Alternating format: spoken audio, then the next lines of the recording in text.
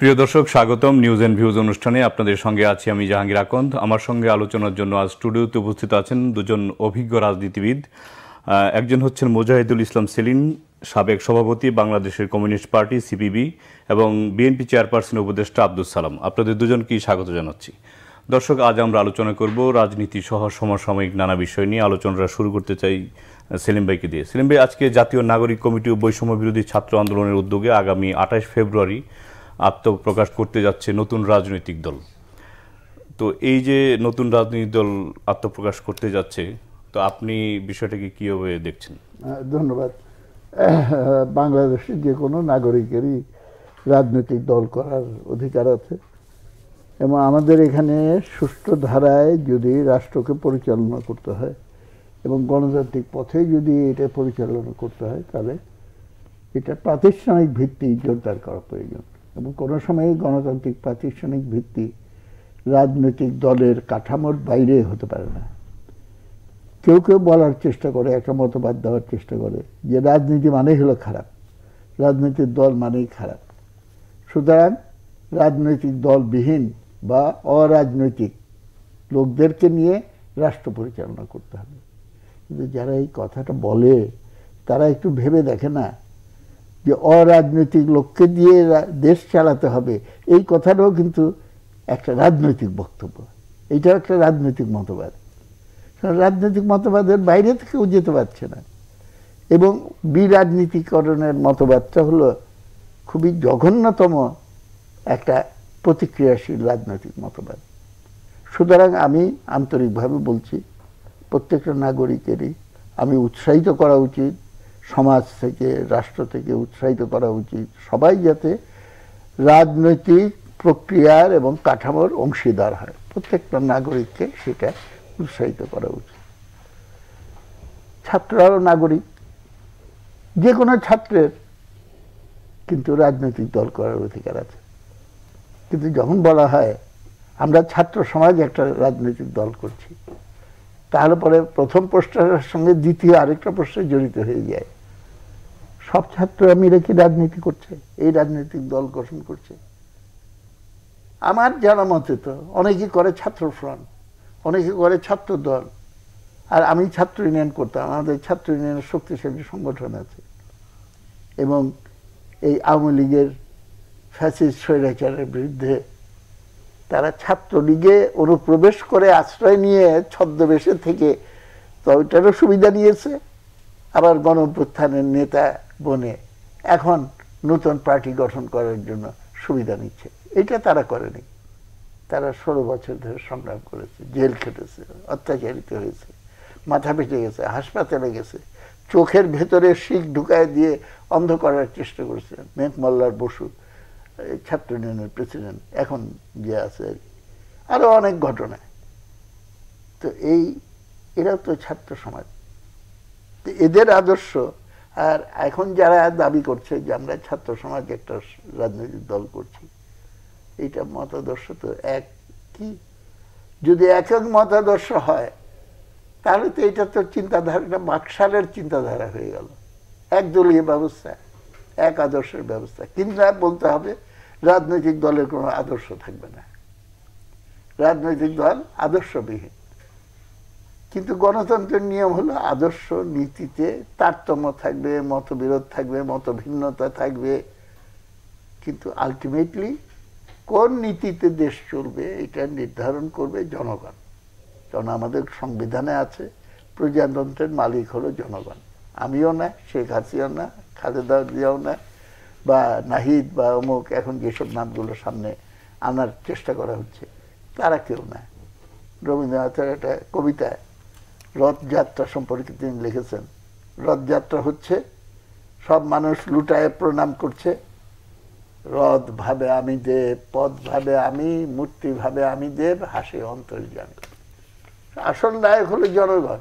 জনগণকে ভুলে গিয়ে এখন সবাই কে মাস্টার মাইন্ড, কে অমুক, এইটা উপাধি নিয়ে সেই সুযোগে রাজনৈতিক দল তৈরি করলে সেটা করার অধিকার আছে, এবং এবং অবশ্যই আমি এটা সাফল্য কামনা করব।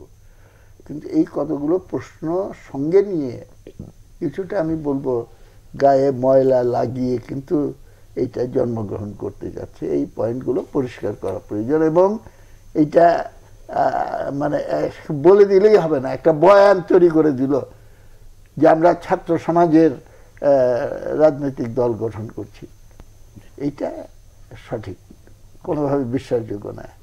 এবং তাদের ভিতরে দ্বন্দ্ব সংঘাতগুলো কেন হচ্ছে? হচ্ছে এই কারণে যে আগে থেকে তারা পদবি এগুলো নিতে চায়, কেন সেটা একটা সোর্স অফ ইনকাম, প্রভাব সৃষ্টি করে সেখান থেকে। এবং সেগুলো নানা রকম ঘটনা বলি, বাংলাদেশে কোনো কিছু গোপন থাকে না, কোথায় কে কি করছে সবই কিন্তু প্রকাশ হয়ে যাচ্ছে। সালাম ভাই, নতুন রাজনৈতিক দল নিয়ে আলোচনা, তবে আমি এটা বলতে চাই, যাতে কোনো ভুল বুঝে, আমি মনে করি এই অধিকার সকলেরই আছে, এবং যারা এটা করতে যাচ্ছে 28 তারিখে তাদেরও অধিকার আছে। আমি খোলা মনেই তাদের সাফল্য কামনা করব, এবং তারা গণতন্ত্রের ভিত্তিতে তারা তাদের দল পরিচালনা করবে। এইটা যদিও আমার আদর্শ এবং নীতিতে হয়তো চরম বিরোধ তাদের সঙ্গে থাকলেও থাকতে পারে। সালাম ভাই, আপনার কাছে আসছি, সেটা হচ্ছে যে বিভিন্ন গণমাধ্যমের খবর নতুন রাজনৈতিক দলের প্রধান হতে পারেন তথ্য সম্প্রচার উপদেষ্টা নাহিদ ইসলাম। তার আগে তিনি দলের নেতৃত্ব নেওয়ার আগে তিনি পদত্যাগ করবেন। তো এবং সরকারে ছাত্রদের আরেকজন প্রতিনিধি থেকেই যাবেন আসিফ মাহমুদ, যিনি এখনো পর্যন্ত নতুন দলে যোগ দেবেন কিনা সেটা নিয়ে কোনো ধরনের আলোচনা নেই। তো একজন পদত্যাগ করে নতুন দলের হাল ধরবেন, আরেকজন প্রতিনিধি থেকে যাবেন, আসলে এই বিষয়টা কিভাবে দেখছেন? আপনাকে ধন্যবাদ, এবং আমার সাথে বিজ্ঞ আলোচক সেলিম ভাই আছেন, ওনাকে ধন্যবাদ জানাই, এবং আজকে যারা অনুষ্ঠান দেখছেন শুনছেন সবাইকে ধন্যবাদ। যেটা জন্ম দেয় একটা যদি ধোঁকাবাজির মধ্যে দিয়ে হয়, তাহলে সামনে এটা কি থাকবে? ধোঁকাবাজি কেন বলছে? এটা তো ধোঁকাবাজি অবশ্যই। তারা যখন ইন্টেরিয়াম গভর্নমেন্টে আসে, সে সময় কি কোনো কথা ছিল যে তারা দল গঠন করবে, বা তাদের ক্ষমতা দীর্ঘায়িত করার জন্য তারা নির্বাচন পিছাবে, এবং তাদের দল গঠন করার জন্য যতটুকু সময় দরকার ততটুকু তারা এই অবস্থায় জাতিকে রাখবে? তাদের তো অধিকার আছে না, এই অধিকার নাই, এই অধিকার নাই। জাতিকে জিম্মি করে এটা অধিকার বলে না, এটা অনধিকার। এটা বলবো যে রাজনীতি করার অধিকার সবার আছে, অবশ্যই আছে, দল করার অধিকার আছে, নির্বাচন করার অধিকার আছে যদি প্রাপ্তবয়স্ক হতে থাকে। কিন্তু কোনোভাবেই আপনি এখন যেটা আছে, এটা এই সরকারটা কি, এটা ইন্টেরিয়াম গভর্নমেন্ট, অরাজনৈতিক সরকার। তাহলে তো ইসের ওই 5ই আগস্টে বিএনপি সহ সকল রাজনৈতিক দল মিলে জাতীয় সরকার গঠন করতে পারতো, বদ্ধ সেটা তো আরো ভালো হতো, কারণ রাজনীতি করেই তো দেশ পরিচালনার জন্য। তো সে জায়গায় ফ্যাসিবাদের বিদায় হওয়ার পর তো সেটা, কিন্তু আমরা যেটা বলবো যে এটা এই সরকার তাহলে করুক, তারা কোনো অসুবিধা নাই, কিন্তু কোনোভাবেই যে একজন আমি ভাগাভাগি করে নিলাম, একজন সরকারে থাকবো আর সরকারের সুযোগ সুবিধা নিয়ে আরেকজনকে মোটা তাজা করবো, এটা তো হইতে পারবে না। কাজেই আজকে প্রফেসর ইদ্রিস সাহেবকে ডিসাইড করতে হবে যে উনি কি একটা তার সরকারের যে নিরপেক্ষ ভূমিকা, সেই নিরপেক্ষতা কি হারাবে এটাতে, না হারাবে না, এটাতে উনি কি মনে করেন। নাহলে ওনার পরিষ্কার ঘোষণা দেওয়া উচিত যে ঠিক আছে আমি এইটা চাই। আজকে এইটার ব্যাপারে এইগুলো মানে এদিক সেদিক করার কোনো সুযোগ নাই, যে আমি এটা করলাম না ওইটা করলাম, এটা কোনো বিষয় না। কথা আমরা যেটা চাই যে দীর্ঘ 15 বছর যাবৎ এই দেশের মানুষ ভোট থেকে বঞ্চিত, ভোট দিতে পারছে না, তার সরকার পরিচালনা করায় পিপুলসের কোনো রাইট নাই। এটা দেখা গেছে যে একটা ওহী নাজিল হয়েছে, সরকার ক্ষমতায় বসে গেছে। কাজে এখন এই সরকারকেও জনগণ সেদিন ক্ষমতায় বসায় নাই, বা আমরাও যে এই সরকারকে চাইছি, এই সরকার আমাদের সরকার, আমরা এই সরকারকে এই জন্য দেই নাই যে তারা আজকে এইভাবে আরেকটা মানে দলের নাম, দল করুক, তার অসুবিধা কি আছে, এখনই ছেড়ে দেখ না, এখনই তারা সরকার থেকে বের হয়ে যেয়ে তারা দল করুক, অসুবিধা নেই, নির্বাচন হোক না, কে আমি থাকবো আবার আরেকজন থাকবে না। অর্থাৎ তারা তো ছাত্রদের প্রতিনিধি, তারা তো নিজেরাই বলছে, বা সব জাতীয় জানে যে তারা ছাত্রদের প্রতিনিধি হয়ে সরকারে আসছে। তাহলে ছাত্রদের প্রতিনিধি একটা সরকারে থাকবে, আর এটা তাহলে ইদ্রিস সাহেব বিএনপিতে জয়েন করবেন। কথাটা হলো যে এটা তো নিরপেক্ষ সরকার থাকতে হবে, আমরা তো নিরপেক্ষ সরকার অধীনে একটা নির্বাচন চাই। তাহলে তো পরবর্তী পর্যায়ে প্রশ্নটা আসবে যে এই সরকারের অধীনে নির্বাচন হবে কিনা। কাজেই জটিলতার দিকে ঠেলে দেওয়া উচিত হবে না কাউকে।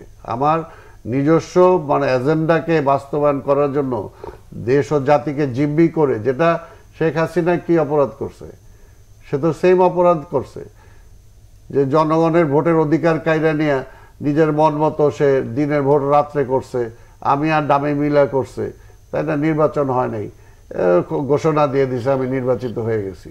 তা এখনো কি একই দিকে যাব নাকি আমরা? আমরা তো একটা নিরপেক্ষ সরকারের অধীনে একটা গ্রহণযোগ্য নির্বাচন চাই। যদি এই সরকারে যদি কোনো দলের পার্টনার থাকে, এই সরকারে যদি কোনো দলের পার্টনার থাকে, তাহলে তো সেই সরকার নিরপেক্ষ থাকলো না, তার নিরপেক্ষ চরিত্র হারায় ফেলবে।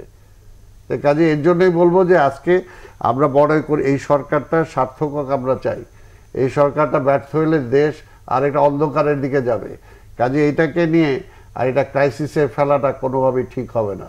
কারো যদি দল করার ইচ্ছা হয়, পরবর্তী পর্যায়ে নির্বাচন করে মন্ত্রী হওয়ার ইচ্ছা হয়, ও হইতে পারে। তারা অলরেডি এখন থেকেই তারা চলে যাক না কেন? পরিষ্কার। সেলিম ভাই, দল করলে সরকার নিরপেক্ষতা হারাবে, সালাম ভাইয়ের সাথে আপনি কি একমত পোষণ করছেন বা আপনার বক্তব্য কি? হ্যাঁ, অবশ্যই দলের তো একটা আদর্শ থাকে। তো 16 কোটি 18 কোটি মানুষের কি একই আদর্শের অনুসারী? 18 কোটি মানুষ কি একই শ্রেণীভুক্ত? শোষক এবং শোষিত পার্থক্য আছে না? শ্রেণী বিভক্ত সমাজে তো এই যে মত পার্থক্য এবং স্বার্থের পার্থক্যগুলো থাকবেই। এবং সেটা আমি প্রকাশ্যভাবে বলবো, সেটা গোপন করবো কেন? এই গোপনীয়তার ব্যাপারটা কিন্তু খুবই খারাপ। এবং এই যে গণ অভ্যুত্থান হলো, সেখানে কিন্তু অন্যান্য প্রশ্নের সঙ্গে গণতন্ত্র, ভোটাধিকার, এটার প্রশ্নের সঙ্গে সরকারের সমস্ত কার্যকলাপের স্বচ্ছতার বিষয়টা কিন্তু খুব শক্ত করে উচ্চারিত হয়েছিল। তো স্বচ্ছ হচ্ছে না কেন?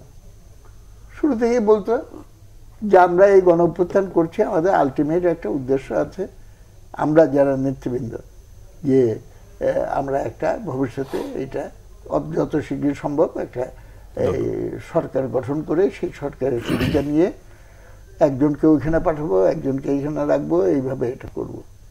এবং তারা এই কৌশল কিন্তু ব্যবহার করেছে এবং এটা খুবই ব্যাড কালচার। আইয়ুব খানের সময় আমরা নির্যাতিত হইনি এনএসএফের হাতে। তা আমরা তখন এনএসএফে ঢুকে 2.5 লক্ষ টাকা না কত লক্ষ টাকা দিয়ে ইউনিভার্সিটি কমিটির মেম্বার হয়েছে কে যেন একজন, আমি অত নামটা এদেরকে চিনিও না ভালো করে। তো হয়েছে, তা আমরা কি এটা করেছিলাম? তাদেরকে এসবি অফিসে নিয়ে গেল, আটকে গেছে, সবাই খুবই ক্ষুব্ধ যে কোথায় তাদের খোঁজ পাওয়া যাচ্ছে না। আমরা এবং আমাদের পরিচালিত শিক্ষক অ্যাকশন কমিটি, যেটা তারা যে ওখানে ধর্ণা দিল এবং তারপরে হাইকোর্ট থেকে হুকুম হলো যে ওদের আত্মীয় স্বজনকে দেখা করতে দিতে হবে এবং ওদেরকে এইভাবে রাখা চলবে না। তারা এসে বলল যে আমরা আন্দোলন প্রত্যাহার করে নিলাম। কেন? আমাদের উপর অত্যাচার করা হয়েছে, চাপের মুখে আমাদেরকে এটা করতে হয়েছে।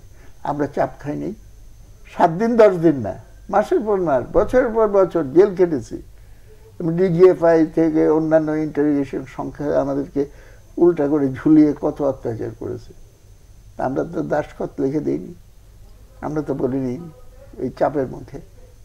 তারপরেও আমরা স্যালিউট করি, আমি ব্যক্তিগতভাবে কতগুলো ক্ষেত্রে খুবই দক্ষতার তারা পরিচয় দিয়েছে এবং ঐতিহাসিক ভূমিকা রেখেছে। কিন্তু ঐতিহাসিক ভূমিকা একটা মুহূর্তে রাখলেই ইতিহাসের সব কিছু জেনে গেছি এবং আমার নীতি এবং আমার চিন্তাটাই চাপিয়ে দিতে পারলে দেশের মঙ্গল হবে, এইটা তো হলো বেনোভেলেন্ট ডিক্টেটরশিপ বলে একটা কথা আছে। এই বেনোভেলেন্ট ডিক্টেটরশিপের ভাবনাগুলো হলো এরকম, হয়তো সদিচ্ছা থেকেই তারা করে, কিন্তু ইতিহাস প্রমাণ করে যে কোনো ব্যক্তি ইচ্ছার উপরে কিন্তু সমাজের রূপ এবং তার চেহারা সেটা নির্ধারিত হয় না। আমরা যেই ধরনের পরিবর্তন করতে চাই, ব্যবস্থার পরিবর্তন করে একটা সমৃদ্ধ গণতান্ত্রিক অসাম্প্রদায়িক এবং স্বগস্ত মানুষ ভাই ভাইয়ের মতো ভ্রাতৃত্বের ভেতর দিয়ে মহব্বতের সঙ্গে ইনসাফের সঙ্গে তারা বসবাস করবে, সেই রকম একটা সোনার বাংলা করতে হলে পরে আমাদেরকে কিন্তু এই নীতিগত অবস্থানগুলোতে খুব সুদৃঢ় থেকে আমাদের অগ্রসর হতে হবে। আমি না বলে পারছি না। দেখেন একটা উদাহরণ, আমি ডাকসু ভিপি ছিলাম, তো মুক্তিযুদ্ধ করে এসে দেশ স্বাধীন হওয়ার পর আমি ছাত্র ইউনিয়ন করতাম। আমি তো ছাত্রলীগ করিনি। 72 সালে ইলেকশন হলো, ছাত্রলীগকে হারিয়ে ছাত্র ইউনিয়ন জয়লাভ করলো। খালি ঢাকা ইউনিভার্সিটি না, সবগুলো পাবলিক ইউনিভার্সিটিতে আমরা জয়লাভ করলাম। তা আমি অনেক কাজ করেছি, তার ভেতরে একটা খালি আমি উল্লেখ করতে চাই প্রাসঙ্গিক। আমি বক্তৃতা দিতাম যে ভাইয়েরা, পাকিস্তানিরা আমাদের সময় চুরি করে নিয়ে গেছে, সে হারানো সময় পুনরুদ্ধার করতে হবে, আরো মনোযোগের সঙ্গে আমাদের লেখাপড়া করতে হবে, আমাদের মেকআপ করতে হবে, হারানোর সময় মেকআপ করতে হবে। ওভার টাইম লেখাপড়া করেন, 3 বছরের কোর্স 2 বছরে আমরা পাস করতে পারি কিনা করেন। কিছু ছাত্র অটো প্রমোশন দাবি করলো যে আমরা অস্ত্র নিয়ে যুদ্ধ করেছি, দেশের কাজ করেছি, আমাদের পরীক্ষা না চলবে না, এমনি আমাদেরকে পাশ করে দিতে হবে। আমি বললাম নাথিং ডুইং, কিচ্ছু হবে না এগুলো, পড়াশোনা করো ভালো করে। আমি তো ভালো ছাত্র, আমি তো মিছিল করেছি, আমি তো যুদ্ধ করেছি, তোমরা এটা বলছো কেন? তারা ইউনিভার্সিটিতে আমার বিরুদ্ধে মিছিল করলো, সেলিমের দালাল সেলিমের কল্লা চাই, ডাকসু অফিসে আক্রমণ করলো, কিন্তু আমি এক পাও এদিক সেদিক করিনি। কিন্তু এইবার কি হলো দেখেন, সবাই জানে এই ঘটনা যে অটো প্রমোশন দিতে হবে, সচিবালয়ে জোর করে ঢুকে গিয়ে জোর করে সই করে নিয়ে আসতো। তো এটা this is not the proper approach.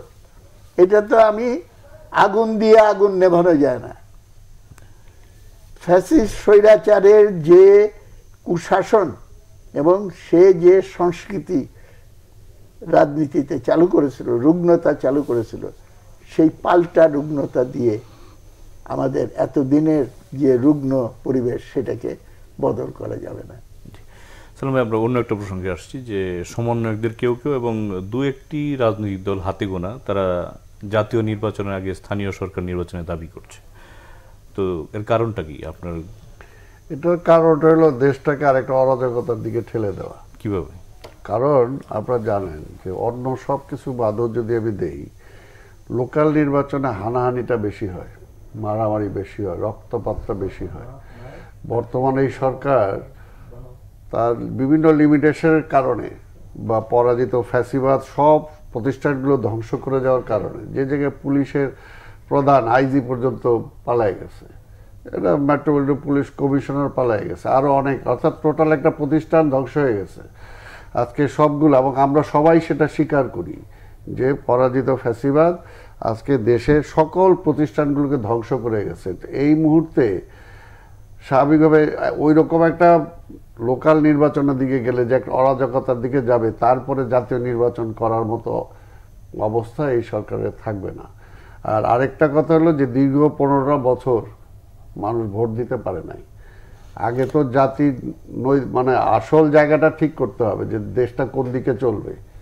তো সেই জাতি ওই সরকারটা হবে নাকি ওই আজকে লোকাল সরকার? লোকাল সরকার দিয়ে তো আমার জাতীয় কিছু আসে যায়, জাতীয় অনেক কিছু আছে যেটা জাতীয় নির্বাচনের উপর নির্ভর করে, কিন্তু লোকাল নির্বাচনের উপরে তো ম্যাক্সিমাম হলো ডেভেলপমেন্ট ওয়ার্ক। লোকাল নির্বাচনটা হলো ম্যাক্সিমাম হলো ডেভেলপমেন্ট ওয়ার্ক, এছাড়া তো ওইটা কিছু না। কিন্তু পলিসি বলেন, আন্তর্জাতিক বলেন, জাতীয় বলেন, সব কিছু নির্ভর করে হলো জাতীয় নির্বাচনের উপরে। কাজে আগে কি ওই ম্যান্ডেটটা আমি নিব নাকি আগে আইসা ওইটা, অর্থাৎ এইটা হলো আরেকটা করা, যেটা হলো আমরা যে দেখছি যে এর আগেও যে লোকাল নির্বাচনগুলো করে অনেকে যদি নতুন করে ক্ষমতায় থেকে নতুন দল করে সেটাকে স্টাবলিশ করতে চায়, তাহলে ওইটা একটা প্রধান অঙ্গ হয় যে আগে লোকাল নির্বাচনটা করে আমার লাঠিয়াল বাহিনী ঠিক করি। যেটা দেখা গেছে যে এই সরকার আমরা দেখছি কিছুদিন আগে, যেটা আবার তারা ফিরে আসছে, সে যে যারা লোকাল নির্বাচিত যারা প্রতিনিধি, নির্বাচিত না লোকাল যে সমস্ত প্রতিনিধি ছিল, ওইটাও তো নির্বাচন হয় নাই, তাদের সাথে মিটিং করে তাদেরকে আবার পুরনো পদে ফিরে আনার জন্য পর্যন্ত তারা সুপারিশ করছে। তার মানে কি এগুলো টোটাল একটা চলতেছে যে এটা মানে দেশটাকে নিয়ে এটা ছেলে খেলার মতো। কাজে এটাকে বলবো যে প্রফেসর ইউনূস সাহেব চিন্তা করা দরকার যে উনি কোন দিকে হাঁটতেছেন, ওনার সরকার কোন দিকে হাঁটতেছে। ওনার প্রতি সবার একটা বিশ্বাস আছে, দেশ এবং বিদেশ সব জায়গায় এটা তার একটা গ্রহণযোগ্যতা আছে, তার একটা পার্সোনালিটি আছে। কাজে আমরা মনে করি যে এগুলোকে নিয়ে এখন ই করার মতো, মানে কি পরীক্ষামূলক ই করার মতো কিন্তু সময় আর এখন নাই। কারণ আমরা যে জায়গায় দেখতে পাচ্ছি যে আবার সেই আধিপত্যবাদী শক্তির পক্ষে যারা ছিল তারা আবার নতুন করে এখানে পুনঃপ্রতিষ্ঠা হওয়ার জন্য তারা চেষ্টা করছে। কাজে এগুলো করা কি তার মানে এই যে আবার পরাজিত ফ্যাসিবাদকে আবার ফিরিয়ে নিয়ে আসার জন্য চেষ্টা করা? তাই কাজে এখন এই সমস্ত না করে দ্রুত এখন জাতীয় নির্বাচনের দিকে যাওয়া উচিত এই সরকারকে। এবং কোনোভাবেই আজকের এই এখন যেটা করতেছে ইমিডিয়েট যদি তারা এই যে দল নিয়ে আলোচনা হইতেছে, আমি আবার বলবো ডক্টর ইউনূস সাহেবকে যে উনি আজকে নাইলে তাহলে জনগণ বলবে যে সংস্কার সংস্কার, তাহলে কি এইটাই সংস্কার যে আমি সরকারের বেনিফিট নিয়ে সুযোগ সুবিধা নিয়ে ক্ষমতাকে দীর্ঘায়িত করার জন্য আমি আর একটা দল করব? সেটার পেছনে কি ওনার সাপোর্ট আছে? সেলিম ভাই, আপনার কাছে আর সৃষ্টি হচ্ছে যে সালাম ভাই বলছিলেন যে স্থানীয় সরকার নির্বাচন হলে ফেসিবাদ আবার ফিরতে পারে বা জাগ্রত হতে পারে। তো স্থানীয় সরকার নির্বাচন আগে নাকি জাতীয় নির্বাচন আগে, আপনি কি? দেখুন, আমাদের যে কোনো নির্বাচনই হোক না কেন, সেটা একটা লয়ার্স অ্যাসোসিয়েশনের নির্বাচন হোক আর ডক্টরস অ্যাসোসিয়েশনের নির্বাচন হোক বা ইউনিয়ন পরিষদ বা উপজেলা পরিষদ, নির্বাচনের ক্ষেত্রে একটা প্রধান বাধা হলো নিরপেক্ষ নির্বাচন হয় না, টাকার খেলা চলে এবং শক্তি তা এবং ভবিষ্যতে প্রমোশন কোথায় হবে, ভবিষ্যতে ট্রান্সফার ঠিক মতো হবে কিনা, এইভাবে যার যার কোটারি ঠিক করার জন্য তারা গ্রুপিং করে আসল স্বার্থটাকে জলাঞ্জলি দিয়ে এই জিনিসটা করতে থাকে। জাতীয় রাজনীতির নির্বাচনের ক্ষেত্রে এরকমই হয়। সুতরাং সব নির্বাচনের ক্ষেত্রেই একটা প্রাইমারি প্রিকন্ডিশন হলো একটা গণতান্ত্রিক পরিবেশ, এবং কোন গণতান্ত্রিক পরিবেশ সেটা কি আছে না, যতক্ষণ পর্যন্ত একটা নির্বাচিত সরকার না হচ্ছে গণতান্ত্রিক পরিবেশ আছে বলে বলা যায় না। গণতান্ত্রিক পরিবেশ করতে হলে পরে নির্বাচন করতে হবে, এবং সেই নির্বাচন বাদ দিয়ে মৌলিক সংস্কারে যাওয়া হবে জনগণের সঙ্গে প্রতারণা করা। কারণ সংবিধানে আছে প্রজাতন্ত্রের মালিক হলো জনগণ। সুতরাং প্রজাতন্ত্রের কোনো ক্ষেত্রে যদি কোনো সংস্কার করতে হয়, জনগণের কনসেন্ট নিয়ে এবং তাদের মতামত বা তাদের প্রতিনিধিদের মতামত না নিয়ে সেটা করা যেতে পারে না। যেটা করা যেতে পারে সেটা হলো তার কতগুলো রূপরেখা সাজেস্টিভ আকারে কাজগুলো এগিয়ে নিতে পারে। যেমন আমি উদাহরণ দিব, যেমন শাহাবুদ্দিন সাহেব এরশাদের পতনের পর শাহাবুদ্দিন সাহেবকে যখন আমরা তত্ত্বাবধায়ক সরকারের প্রধান করলাম, তখন তিনি একটা উপদেষ্টা মণ্ডলী করেছিলেন। তার ভিতরে রহমান, আমার অধ্যাপক, আমার শিক্ষক অধ্যাপক রহমান সোবান একজন ছিলেন। তার নেতৃত্বে একটা টাস্ক ফোর্স গঠিত হয়েছিল। এখনো সেটার 5-6টা ভলিউম, আমার ঠিক মনে নেই কয়টা ভলিউম, টাস্ক ফোর্সের রিপোর্টগুলো আছে, এবং সেইখানে সুপারিশগুলো কিন্তু দেওয়া আছে যে কোন কোন জায়গায় আমাদের সংস্কার করা উচিত। এই কাজগুলো হলো ইম্পর্টেন্ট, এবং সেটা করতে হলে সেখানে ব্রেন খাটাইতে হবে, সেখানে অভিজ্ঞতা সংগ্রহ করতে হবে, ইতিহাস থেকে শিক্ষা নিতে হবে, এবং আমাদের দেশের বাস্তবতার তার প্র্যাকটিক্যাল প্রয়োগের উপায়গুলো আমাদের বের করতে হবে। সুতরাং ভেরি সিম্পল একটা জিনিসকে তারা বিকৃত করছে কেন? সংস্কারের জন্য নির্বাচন, তার আগে নির্বাচন এসেনশিয়াল, কিন্তু সেই নির্বাচন হইতে হবে অবাধ এবং নিরপেক্ষ, এবং অবাধ এবং নিরপেক্ষ নির্বাচন করার জন্য নির্বাচনের আগেও প্রয়োজনীয় কিছু সংস্কার করা দরকার। সুতরাং আগে যেটুকু হবে সেটা হলো প্রয়োজনীয় সংস্কার। কিসের জন্য? নির্বাচন যাতে অবাধ নিরপেক্ষ হয়, এবং সেই নির্বাচিত প্রতিনিধিবৃন্দ, এটা তো সরকার করে না, করবে হলো প্রতিনিধিবৃন্দ, পার্লামেন্টে এটা হবে, এবং সেইখানে বসে যাতে জনগণের মতামতের প্রতিফলন অনুযায়ী এইটা হয়, তাহলে কিছু হোমওয়ার্ক এই সরকারের অধীনে আরো ভালো করে করুক। তবে আমি মনে করি যে এই কাজগুলো খুবই গুরুত্বপূর্ণ, খুবই গুরুত্বপূর্ণ, এবং আমাদের অনেক ভাবনা চিন্তা আছে, কিন্তু তার চেয়েও গুরুত্বপূর্ণ যেটা, সেইটা অবহেলা করা হচ্ছে কিনা এইটা আমি বুঝতে পারছি না।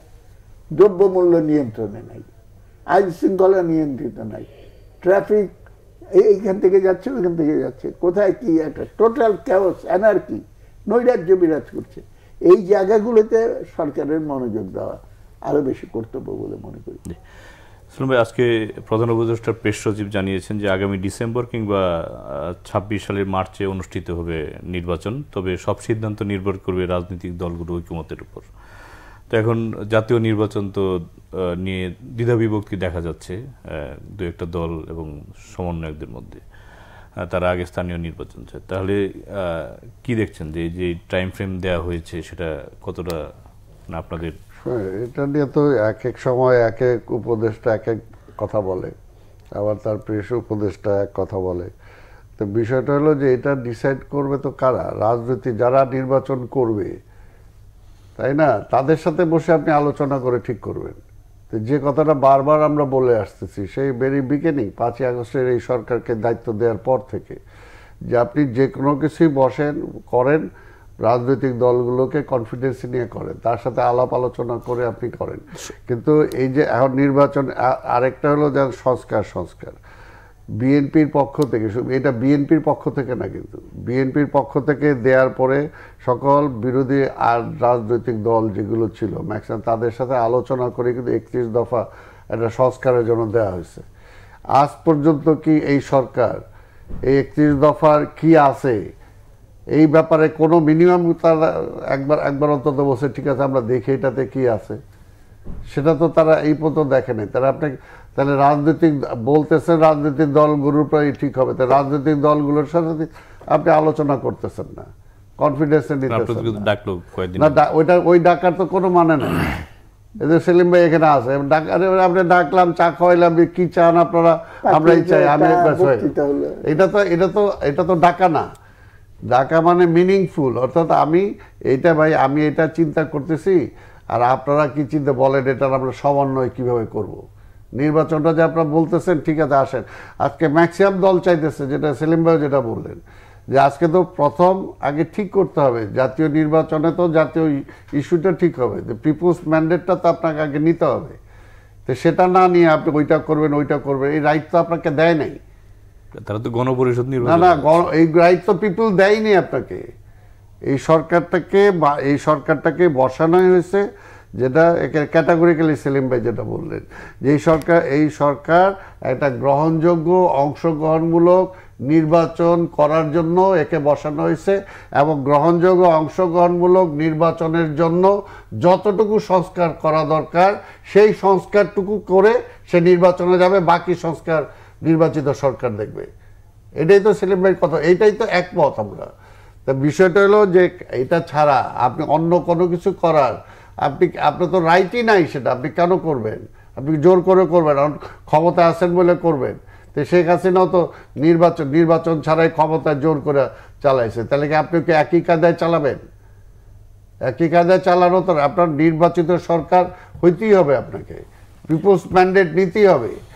পিপলস ম্যান্ডেট নেওয়ার জন্য আপনি কালো টাকার এখনো পথ বন্ধ করতে পারেন নাই, ব্যবসায়ী সিন্ডিকেট আপনি বন্ধ করতে পারেন নাই, এখন ব্যাংকগুলো যারা লুট করে নিয়ে গেছে তাদেরকে আপনি আইনে আনতে পারেন নাই, যারা গণহত্যা চালাইলো এখন পর্যন্ত তাদের একটা মামলা আপনি শুরু করতে পারেন নাই। তা আমরা তো এটা পুরোপুরি আবার দোষারোপও করতেছি না, যে জানি আমরা যে ফ্যাসিবাদের মাথা চলে গেল, এখনো ফ্যাসিবাদ শেখ হাসিনাকে যারা বানাইছে ফ্যাসিস্ট, তারা তো সেখানে অবস্থান করতেছে, তারা চাবে না যে এই সরকারটা সেই ভালো কাজগুলো করুক বা সফল হোক।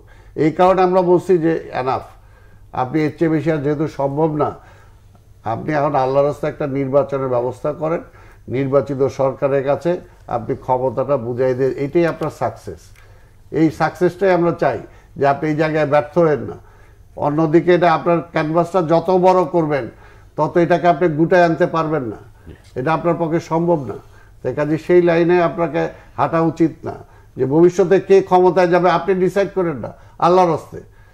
আপনার এই উপদেষ্টা মণ্ডলী আপনারা ডিসাইড করবেন, ওই বিএনপিকে ক্ষমতা আসতে দেওয়া যাবে না, ওই কমিউনিস্ট পার্টি বা অমুককে আনতে হবে বা এটা আনা যাবে না, এটা আপনি ডিসাইড করার কি? এটাকে পিপুলসের উপরে ছাড়েন, জনগণের উপরে ছাড়েন, জনগণ ডিসাইড করুক কে আসবে কে আসবে না। তো সেটা তো আপনি ডিসাইড করলে তো তাহলে একই হয়ে গেল, শেখ হাসিনার মতোই হয়ে গেল। আমরা একটি বিরতি নিয়ে আসি। প্রিয় দর্শক, নিচ্ছি ছোট্ট একটি বিরতি, সঙ্গেই থাকুন, ফিরছি কিছুক্ষণ পর।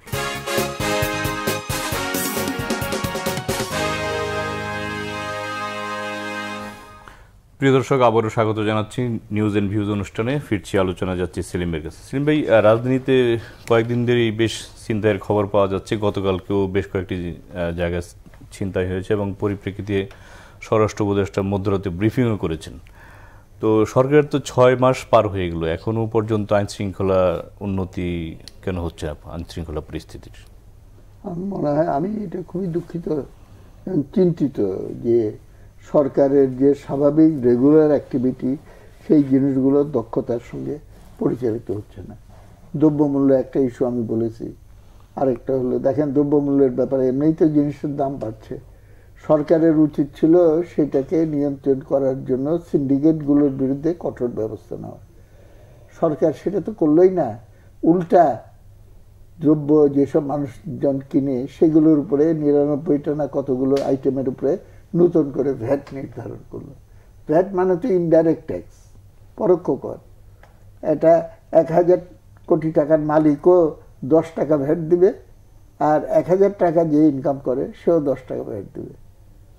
এটা তো ন্যায় বিচারের সঙ্গে এবং কি বলে বৈষম্য বিরোধী যে স্লোগানটা দিয়ে এই গণঅভ্যুত্থান হলো সেটার সঙ্গে সম্পূর্ণ বিপরীতমুখী হয়ে যায়। এখন কোশ্চেনটা হয়েছে যে এই ল অ্যান্ড অর্ডার সিচুয়েশনটা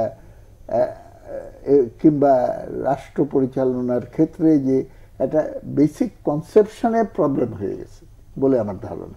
আমি এটা ইউনূস সাহেবকে সরাসরি বলেছি। আমি ওনাকে প্রশ্ন করেছিলাম, আপনি কি কোনো বিপ্লবী সরকার? বলেছেন না। আপনি কি কোনো রেগুলার ইলেক্টেড সরকার? বলেছেন না। তাহলে আপনি কি? আপনার হলো ইন্টারিম সরকার, অন্তর্বর্তীকালীন। অন্তর্বর্তীকালীন ডিকশনারি দেখেন, তার মানে কি দুইটা অবস্থানের ভেতরে মাঝখানের পিরিয়ডে আপনি আছেন। এই দুইটা অবস্থাটা কি? প্রথম অবস্থাটা হলো ফ্যাসিস্ট স্বৈরাচারী শাসন, যেখানে অনির্বাচিত জনগণের কাছে কোনো জবাবদিহি করতে হয় না, এরকম একটা শক্তি ক্ষমতা দখল করে বসে আছে। আর দ্বিতীয় অবস্থানটা কি? দ্বিতীয় অবস্থান হলো জনগণ দ্বারা নির্বাচিত, তার কাছে জবাবদিহি করতে পারে এইরকম একটা শক্তি ক্ষমতায় অধিষ্ঠিত, সরকারের অধিষ্ঠিত। আপনি 1 নম্বর থেকে 2 নম্বরে যাবেন, এই অন্তর্বর্তীকালীন। This is year mandate. এই ম্যান্ডেট করে তারপরে যদি কিছু করা সম্ভব হয় তাহলে সেটা করেন। তা আপনার রেগুলার অ্যাক্টিভিটি তো করতে হবে, রাষ্ট্র যন্ত্রটাকে তো চালাতে হবে। সিন্স এটা যেহেতু রেভলিউশনারি গভর্নমেন্ট না, আপনার আলাদা রেভলিউশনারি সিট অফ পাওয়ার্স সেগুলো তো আপনার করেন নাই, এবং সেটা করার পরিস্থিতিও নাই, এখনো পর্যন্ত সৃষ্টি হয়নি। কিন্তু ভাব দেখাচ্ছেন এটা করবেন। রাজনৈতিক দলগুলোর সঙ্গে আলোচনা, এটা প্রহসন এবং তামাশা ছাড়া কিছু না। আমাদের সঙ্গে আলোচনা হলো, আলোচনার সময় বললো আলোচনার টাইম হলো আধা ঘন্টা। বাম জোটের সঙ্গে আমাদের 6টা দল, 6টা দলের 12 জন প্রতিনিধি, আধা ঘন্টায় কোনো রাজনৈতিক আলোচনা হয়?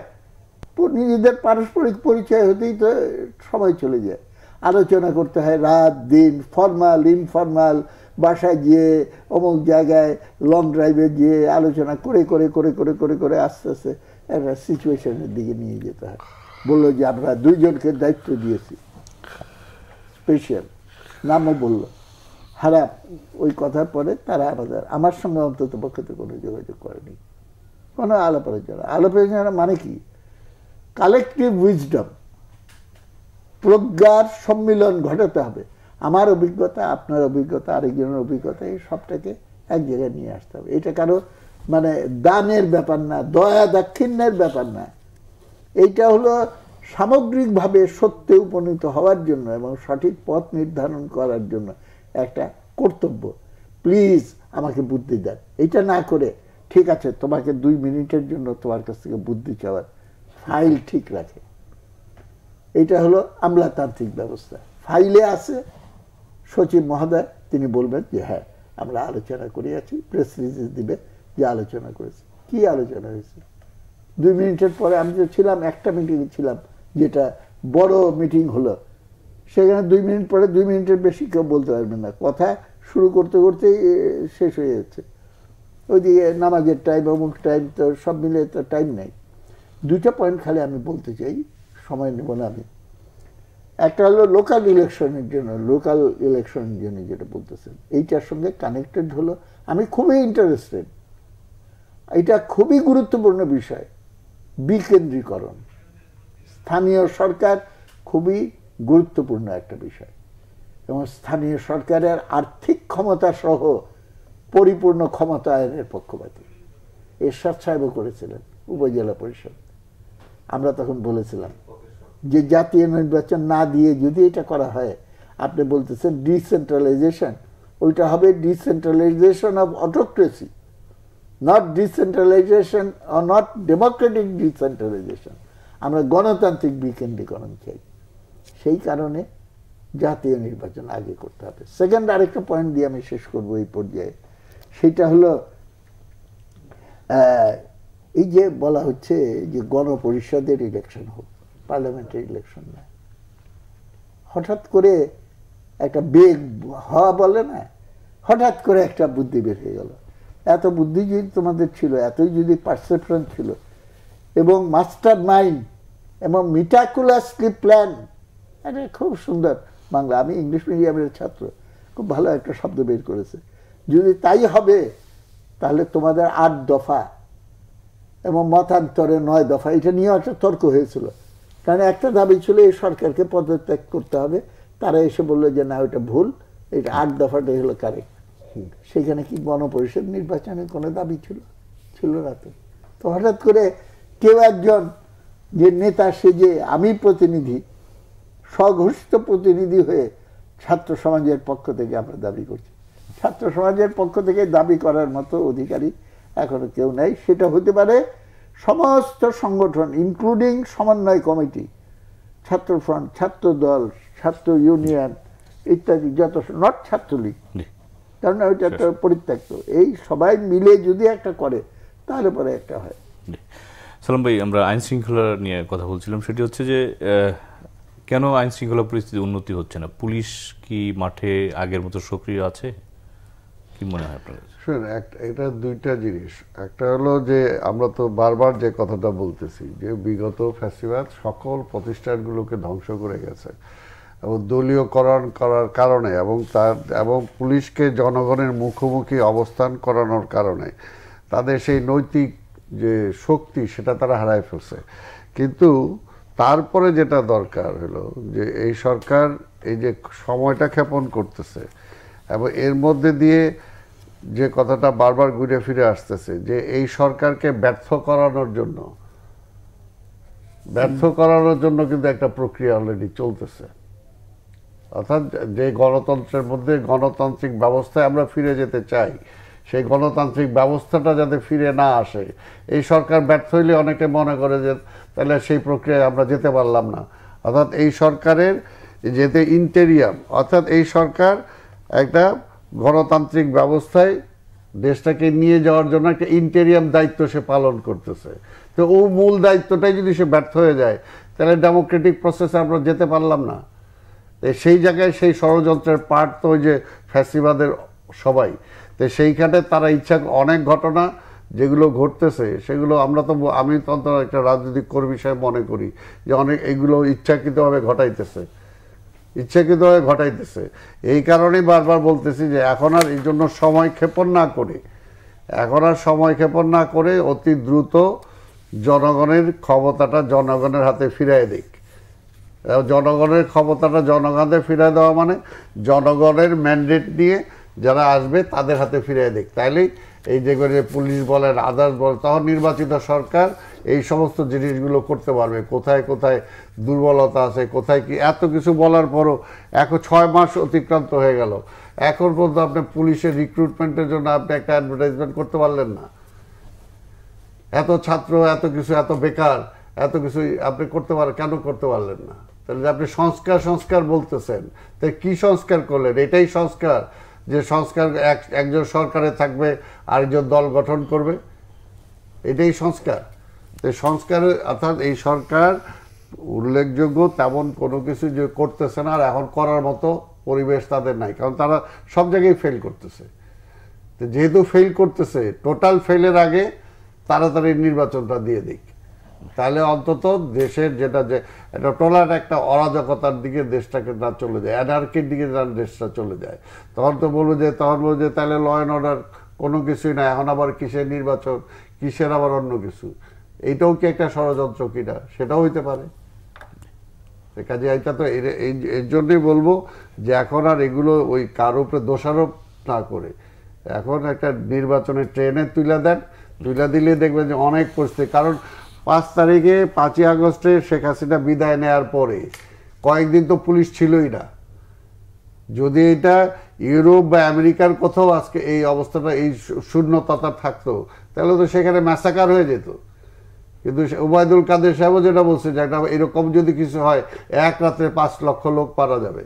কিন্তু বাংলাদেশের মানুষ আসলে অনেক সচেতন, তাই না? অনেক। এবং আমি যেটা বলবো যে অবশ্যই যে বিএনপির পক্ষ থেকে বিএনপি তারেক রহমান যে ঘোষণা দিছে বা থ্রেট দিছে যে খবরদার কোথাও কোনো কিছু করা যাবে না, অর্থাৎ অরাজকতা যাবে না, যেটা এখন পর্যন্ত রাজনৈতিক দলগুলো কিন্তু সেই দায়িত্ববোধটার উপরে নির্ভর করে রাজনৈতিক দলগুলো কিন্তু সেই কাজটা করতেছে, কিন্তু সরকার সেটা করতেছে না। সরকারের যেটা করা দরকার সরকার সেটা করতেছে না। সরকারকে আমি বলবো যে সরকারকে যারা এই পথে নিয়ে যাচ্ছে, এই পথে যারা নিয়ে যাচ্ছে তারা সরকারটাকে ক্ষতি করার জন্য নিয়ে যাচ্ছে বা দেশটাকে ক্ষতি করার জন্য নিয়ে যাচ্ছে। কাজে সরকার সেই পথে না যে রাজনৈতিক দলগুলো সরকারকে কোন দিকে নিতে চায় সেদিকেই সরকার যাওয়া উচিত। সেলিম, আপনার কাছে আসছি, সেটা হচ্ছে যে সরকারকে ব্যর্থ করার ষড়যন্ত্র চলছে, সালাম ভাই যেটি বলেছেন। আমি আরেকটা প্রশ্ন আপনার কাছে রাখতে চাই যে সমন্বয়ক বলেন, সরকারের উপদেষ্টা বলেন, সংস্কার কিংবা এগুলি নিয়ে যতটা আলোচনা করেছে, দ্রব্যমূল্য নিয়ন্ত্রণ, আইন শৃঙ্খলা পরিস্থিতি ততটা প্রাধান্য পেয়েছে? আমি তো বললাম দৃষ্টি তো অন্যদিকে। একটা রেগুলার গভর্নমেন্টের যে রেগুলার কাজকর্ম, জনগণের প্রতি তার যে দায়বদ্ধতা এবং তার সেই কর্তব্যগুলোর প্রতি মনোযোগের চেয়ে তারা সুদূর প্রসারী কি করতে হবে অ্যাজ এ ডেমোক্রেটিক মানে বেলোভেলেন্ট ডিক্টেটর, আমরা একবার ক্ষমতা পেয়েছি, এটা শেষ না করে আমরা যাব না। তো ওই তো হয়ে গেল চিরদিন দরকার আমাদের মতো কি বলে সমন্বয়কদের সরকার। তো এই জায়গা হয়ে গেছে। এখন ল অ্যান্ড অর্ডার হবে না, দ্রব্যমূল্য নিয়ন্ত্রণ হবে না। অনেক কারণ বলেছে সালাম সাহেব, আমি একমত, কিন্তু একটা কারণ আমি এটার সঙ্গে যোগ করে বলতে চাই। পলিটিক্সে যদি অনিশ্চয়তা থাকে কোনোদিন আইন শৃঙ্খলা স্বাভাবিক করতে পারবেন না। তারা বলে দেখ it is a revolutionary government, বা বলে দেখ আমরা বাংলাদেশের স্বাধীনতাকে অস্বীকার করি, আমাদের মুক্তিযুদ্ধের আগে যেটা ছিল পাকিস্তান সেটাই ভালো ছিল, জাতীয় সঙ্গীত বদলায় ফেললাম, অমুক বলো দেখি বুকের পাটা থাকলে। আমি তো বলেছি অস্ত্র জমা দিয়েছি, ট্রেনিং জমা দিইনি। মুক্তিযুদ্ধের আওয়ামী বয়ানের কবর দিতে হবে, কিন্তু এই কথার অজুহাতে কেউ যদি মুক্তিযুদ্ধকে কবর দিতে চায় তারপরে আমি এবং আমার শিওর যে সালাম সাহেব আমার সঙ্গে একমত হবেন, আমরা মুক্তিযুদ্ধ করেছি, আমরা কোনোদিন এইটাকে, এবং বাংলাদেশের জনগণ এটাকে ছাড়বে না। গণ অভ্যুত্থান তার প্রমাণ এখনো চলেন, গ্রাফিটিতে লেখা আছে স্বাধীনতা এনেছি, সংস্কার আনব। প্রত্যেকেই কিন্তু মুক্তিযুদ্ধের ৭১কে ভিত্তি করেই কিন্তু ২৪-এর রচনা হয়েছে, কিন্তু ২৪ আর ৭১-এর ভিতরে দ্বন্দ্ব সৃষ্টি করতে চায় দুই পক্ষ দুই কারণে। কেউ ৭১কে উল্টিয়ে দেওয়ার জন্য করতে চায়, আর কেউ ২৪কে উল্টিয়ে আবার এই স্বৈরাচারকে, ফ্যাসিস্ট স্বৈরাচারকে ফিরিয়ে আনার জন্য চায়। এই হলো একটা প্রসঙ্গ খালি আমি বললাম। আরেকটা প্রসঙ্গ আমি বলতে চাই, নির্বাচন নিয়ে প্রচুর কথা হয়, এরকম কোনো মনে করার কোনো কারণ নাই। আমার অন্তত পক্ষে মত এরকম, নির্বাচন হলেই সব কিছু হয়ে যাবে। নির্বাচন is necessary but not sufficient, প্রয়োজন কিন্তু পর্যাপ্ত নয় জাতির সংকট এবং আমাদের সমস্যাগুলো সমাধান করার জন্য। তো যেটা প্রয়োজন সেটা করতে হবে, যেটা সাফিসিয়েন্ট তার পথ রচনা করতে হবে। এবং কোনটা সাফিসিয়েন্ট আপনি বলবেন একরকম, আমি বলবো আরেকজন, আরেক রকম বলবো আরেক রকম, সেটা নির্ধারণ করার মালিকানা দিতে হবে জনগণের হাতে। এবং একটা কথা আমি অন্যান্য টকশোতেও বলেছি, মানুষকে এই কথাটা নিয়ে মেসেজটা তার কাছে দিতে হবে। জমি বর্গা দেওয়া যায়, স্বার্থ বর্গা দেওয়া যায় না। হাসিনার কাছে বর্গা দিয়ে টের পাইছে, খালেদার কাছে বর্গা দিলেও টের পাবে, ইউনূসের কাছে বর্গা দিলে বসে থাকলেও নাকে তেল দিয়ে ঘুমালেও টের পাবে, সেলিমের কাছে বর্গা দিয়ে বসে থাকলেও টের পাবে, কিচ্ছু হবে না। ক্ষমতা এবং তার অ্যাসার্টিভ ওপিনিয়ন রাজপথে সংগ্রামের ভেতর দিয়ে জনগণ যদি তার নিজের স্বার্থ নিজে রক্ষা না করে, তার উপরে আমরা কিন্তু এই রূপান্তর যেটা আমরা করতে চাই সেই জায়গায় আমরা যেতে পারবো না। বিএনপি এটা খুবই ভালো, আমার ভালো লেগেছে, বিএনপির নেতৃত্ব বলেছে যে আমরা সন্ত্রাসীদেরকে দমন করার জন্য কমিটিও বানিয়ে দিয়েছে এবং কিছু কিছু এক্সপালশনও করেছে। কিন্তু তারপরে আমি বলতে চাই, এইটা এমন একটা জিনিস, খালি সদিচ্ছা থাকলে তো হয় না। আগে পরিস্থিতি এরকম ছিল, ইউনিভার্সিটিতে গোলাগুলি হয়, হঠাৎ করে বন্ধ হয়ে গেল, খবর নিয়ে দেখলাম শেরাটনে মিটিং হয়ে গেছে, ছাত্রদল আর ছাত্রলীগ তাদের ভেতরে আলোচনা হয়েছে যে এখন মিটপাট 60-40 ভাগাভাগি করে আমরা চলবো, বুঝছেন না? এরকম ভাগাভাগি এই অপকর্মের। সুতরাং যদি শেখ হাসিনা তার হেলমেট বাহিনীকে প্রশ্রয় না দেয়, শেখ হাসিনার ভয় যে তারা এসে বলবে আপা আমাদেরকে এইসব করতে দিলেন না, ঠিক আছে আসসালাম আলাইকুম আমরা গেলাম ম্যাডামের দিকে। আমি এটা সতর্ক করে দিতে চাই যে ক্ষমতায় টিকে থাকার জন্য বিএনপির ভেতরে কিন্তু এখন ঢুকে পড়ার জন্য লাইন করে বসে আছে। এবং আমরা মুক্তিযুদ্ধের পরে 16 ডিভিশন মনে আছে, কোন হারাম মুক্তিযুদ্ধে একটা গুলি ফুটায় নাই, একটা কাজ করে নাই, কিন্তু আমাদের চেয়ে সামনে এসে তারা তখন 16 ডিভিশন হয়ে গেল। সেই জায়গাটার সম্পর্কে সতর্ক না থাকলে পরে কিন্তু আমরা একই ব্যবস্থার পরিবর্তন হবে না, খালি ব্যবস্থা আগেরটাই থাকবে, পরিচালকের পরিবর্তন হবে। তবে এখনো পর্যন্ত আমি আশাবাদী বিএনপি লিডারশিপ অন্তত পক্ষে হয়তো এটা রিয়েলাইজ করতেছে। আমি আশা করব যে সেই ব্যাপারে সতর্ক থেকেই তারা চলবে। সালাম ভাই, সেলিম ভাই একটা প্রশ্ন তুলেছেন, বিএনপির ভেতরে ঢুকে পড়ার জন্য লাইন লেগে গেছে, এখন বিএনপি এই লাইন ধরাদের জায়গা করে দিচ্ছে কিনা? না, দেখেন বিএনপি দীর্ঘ 15-17 বছর ধরে কিন্তু লড়াই করতে করতে করতে আজকে এই জায়গাটা ছোট করে শেষ করি।